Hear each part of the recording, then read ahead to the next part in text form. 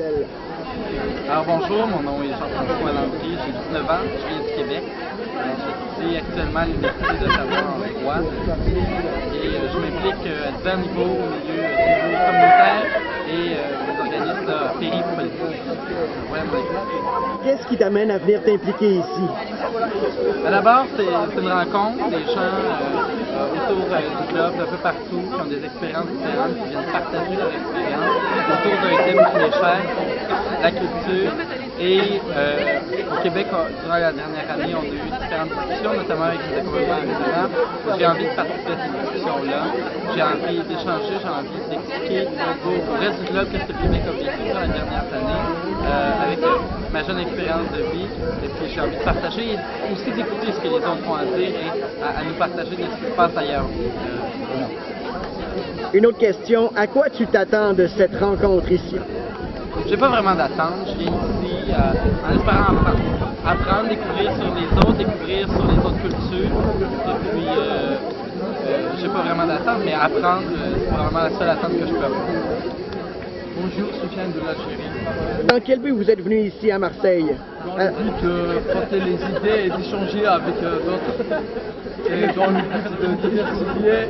Et voilà, je suis dans la filière de la communication, alors ça me donne un coup de chance de frotter et d'échanger et d'apprendre des mécanismes, de développer la langue française, de connaître les mécanismes qui me servira dans la vie. Je suis Andrea Marati Calfunao, je viens du peuple Mapuche indien, la partie sud du Chili. Et puis je suis là depuis hier soir. Vous avez quel âge? J'ai 28 ans. Quelles sont vos attentes par rapport à ce colloque? Et surtout de voir avec tous les jeunes la diversification des cultures, de voir qu'il y a les mêmes problèmes de différentes cultures, de quelle manière ils sont mis,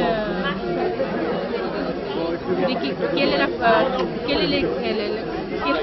est la solution qu'ils ont mis à les problèmes, voir des solutions des autres pays, des autres cultures, pour voir dans mon pays, dans ma culture, pour voir qu'est-ce que je peux faire à propos de ma culture.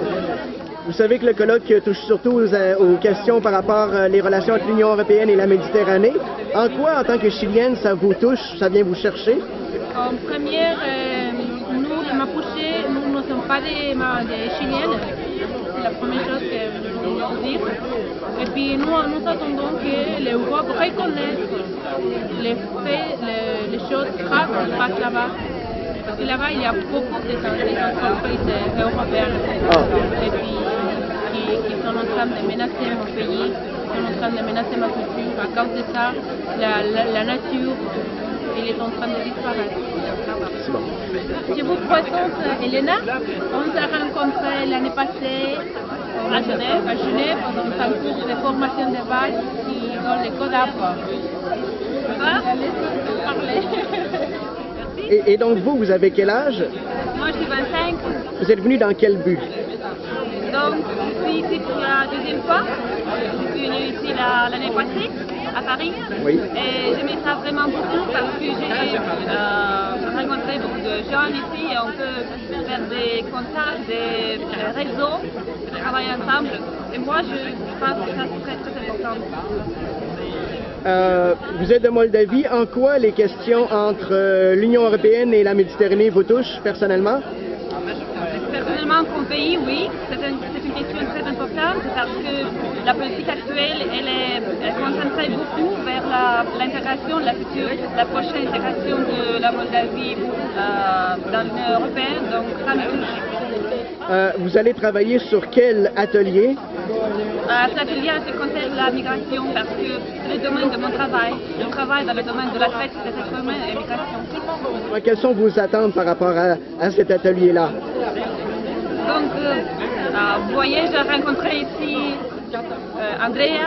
Oui. C'est l'unique occasion pour rencontrer des gens comme ça et aussi des gens de depuis Algérie, des gens depuis partout du monde. Donc je pense que c'est vraiment une très bonne, une super occasion pour ça. Et pour parler en français, pour changer des contacts, pour ça. Et pour apprendre des choses nouvelles. Merci beaucoup. Merci. Au revoir. Moi, c'est Abdrahman Koumka. J'ai 30 ans. Donc, je suis du Mali. J'ai une association de jeunes qu'on appelle le Club Santé et Développement de Kati. Mais je suis dans la mouvance du Conseil national de la jeunesse du Mali. Et votre collègue ici? Ouais, moi, c'est Mohamed Diallo du Conseil national de la jeunesse du Mali. Oui. L'organe fédérateur de l'ensemble des associations, organisations et mouvements de jeunesse du Mali. Mais en dehors de ça, moi-même, je suis le président des actions jeunesse pour la paix, l'éducation et la solidarité. Ah, c'est bien. Vous êtes des gens très investis, là, ce que je peux voir. Ouais, le mouvement des jeunesses, c'est notre fort. En tant que gens très investis, quel est votre intérêt de venir ici à une activité comme celle ici à Marseille?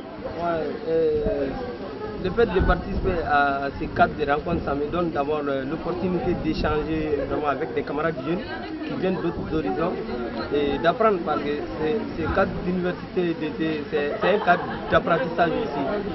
Donc c'est sûr, on va faire de nouvelles découvertes, de créer aussi vraiment des partenariats, vraiment, et des cadres d'échange avec d'autres leaders jeunes. Et vous, au niveau professionnel, qu'est-ce que vous pensez que cette expérience à Marseille va vous apporter? Au niveau professionnel, d'abord, c'est un rendez-vous du donner, de recevoir, d'avoir de l'expérience dans les mouvements associatifs, dans les rencontres également, et également pour la programmation de plusieurs rencontres ou même des activités à venir. Moi-même, je suis sociologue de formation, donc les problèmes migratoires, ça nous concerne plus précisément les Mali. Voilà, parce que nous recevons actuellement un fonds assez important des expatriés.